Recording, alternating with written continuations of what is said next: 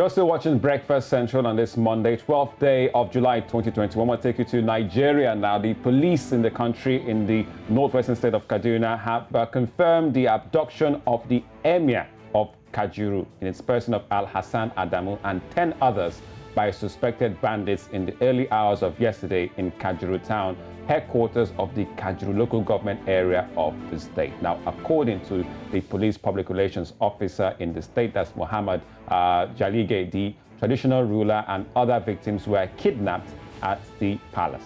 Sources say the victims include the emir's 3 wives, 2 of his grandchildren, and 5 of his domestic workers. Now, reports say the emir had organized a security meeting on Friday before his abduction. We have joining us this morning, News Central Chief Researcher Abducted Ahmed. Good morning, Abducted.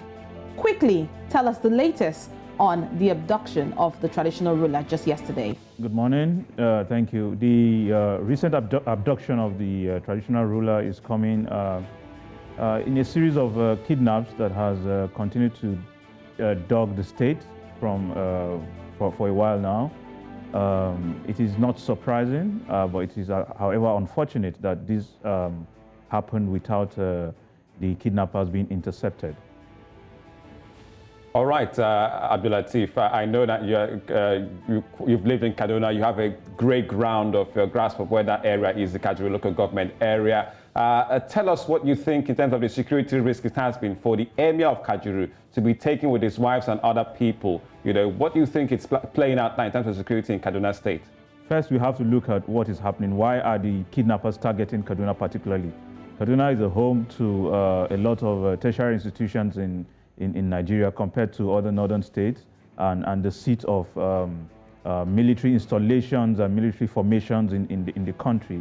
The kidnappers and bandits and all of these forces working to create a sense of disharmony in the state come from a history of neglecting responsibilities. You know, over the years in the northern part of Nigeria mostly, we have thoroughfare movement of people from other parts of West Africa coming in for trade, some coming in for their criminal activities, and they have not been intercepted or stopped. So for a while now, this has been happening, you know, low-key and all of that. About 3 years ago, the Agam Adara was also similarly kidnapped, himself and his wife, and one of his personal assistants, and they were declared dead after a while.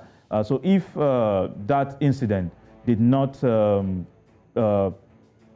bring the authorities, authorities' attention to the need to beef up security, well, what we are seeing now is a continuation of that ease at which criminals and bandits and miscreants are able to pass through the country, get out of the country without being apprehended. And so even before the kidnap of the emir, we had an attack in Angon birthday in Kaduna, part of close to Sabontesha, for example. You have attacks in Kujama, for example.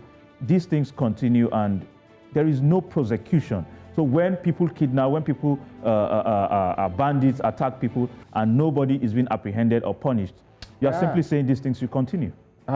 Well, wow. Right. It's quite a sad situation looking at Kaduna State, which is the 4th most populous state in Nigeria with a population of about 12 million people. Now, looking at the economy of Kaduna, one would want to ask, with the absence of security operations there and with 40% unemployment rate in Kaduna State, it makes people want to sit and ask what really the government is doing in the state. But with this story in question now, people are coming to ask, the bandits, the people who did the abduction, have they tried to reach out to the family of the people that were abducted, some way to ask for ransom or even state the reason the action was committed?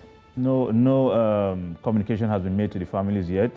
One of the sons of the kidnapped emir did deliver a message yesterday saying they are still on the trail trying to figure out where the kidnapped persons are at.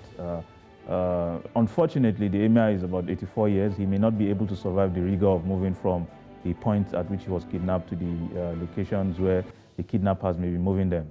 All fingers are crossed. We don't know how far the security operatives will move this time around, but it portends a danger for the entire state, because kidnapping an emir would mean that anybody could fall into the hands of the kidnappers. And don't forget, yesterday, a train broke down between Kaduna and Abuja, and a lot of passengers were left at the risk of being kidnapped or attacked by bandits. These issues are unfortunate, and we hope it will stop. Well, thank you very much, Abdulateef Ahmed, News Central's Chief Researcher and Monitoring Desk. Thank you very much for the latest. We'll continue to follow and see if there's going to be any word from Governor El Rufai, the governor of Kaduna State. Thank you for having me. All right.